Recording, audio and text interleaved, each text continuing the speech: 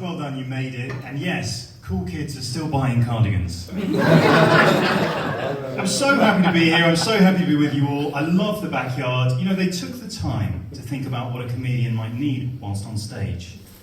And they came up with this shelf.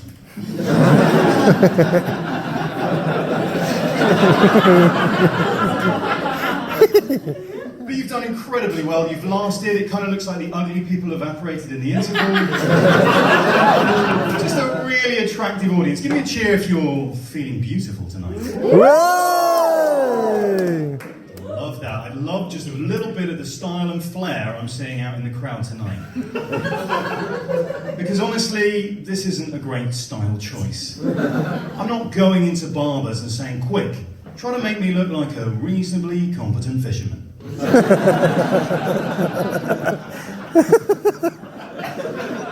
And you know what? I think the competency part of that is being only conveyed by my voice. That's right, I know I have the kind of voice that makes it sound like I might have land.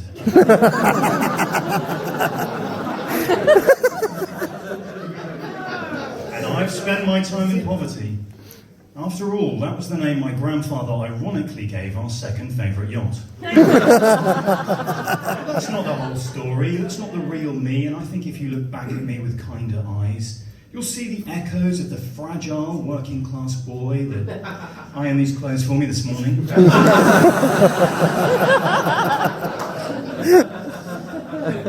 I actually grew up on a working class council estate in rural Somerset.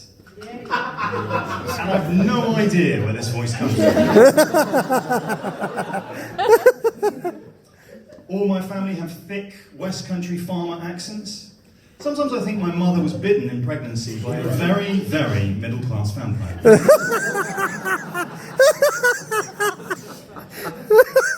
Yes, I was a pompous kid. But I could still be soothed with a story. Well, it was a small book of recipes, I'll tell you. Now that I've grown up, I've kind of grown into this voice, and I really, really like it. And it's got lots of advantages. It's got a few disadvantages. When I got together with my girlfriend, I couldn't understand why we seemed to have so little sex in the beginning. I came to realise I have the same voice tone as every audiobook she goes to sleep with.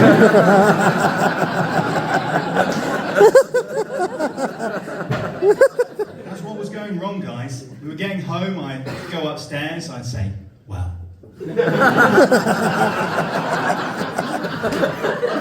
We've had a lovely evening. Why don't we take some time now to get comfortable? Sit back and... Every time. I know it now, and I'm careful. You've got to be careful when you have a superpower. I'll only use it perhaps if we're having an argument I don't think I can win. And I might say, good point, Diane. But have you stopped to think about trees? So say, what's that got to do with painting the bathroom? I'll say, you know, from the oaks and ash pines by the coast to the pines that built Britain's shipyards. Trees have shaped this nation. That's usually all it takes. It's like putting a blanket over the cage of a parrot.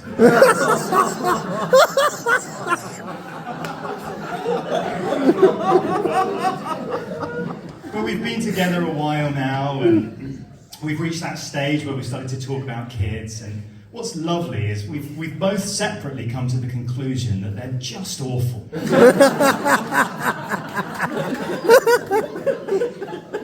I froze some sperm the other day. That's not really relevant.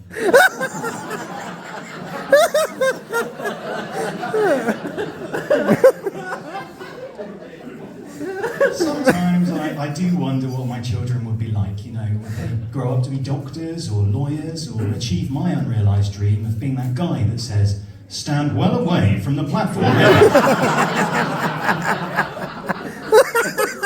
Who knows? But it comes with worries, doesn't it? I mean, my parents used to be incredibly concerned that we would get into drugs. Fat chance. No one will sell you drugs when you sound this establishment. Sound like you might be an undercover reporter for Radio 4. And I tried. When I left college, I moved straight into a crack den. 2 years of living there, the only habit I'd got was collecting spoons.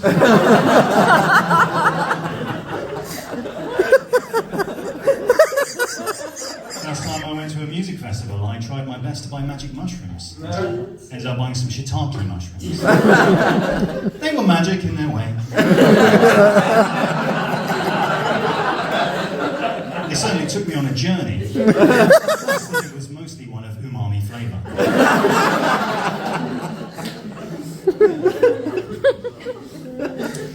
I suppose what I'm trying to say, guys, is you don't really know what the puberty fairy is going to give you. We all know the puberty fairy. He drives a transit van, he has a bag of hair. I used to hope that I'd grow up and become James Bond. You know, that I'd look in a mirror one day and see Jason Bourne. But I see this. The most vanilla man imaginable. Less Jason Bourne, more just Jason. Born again Christian. I've been Rich Bunn, you've been a lovely audience, thanks so much.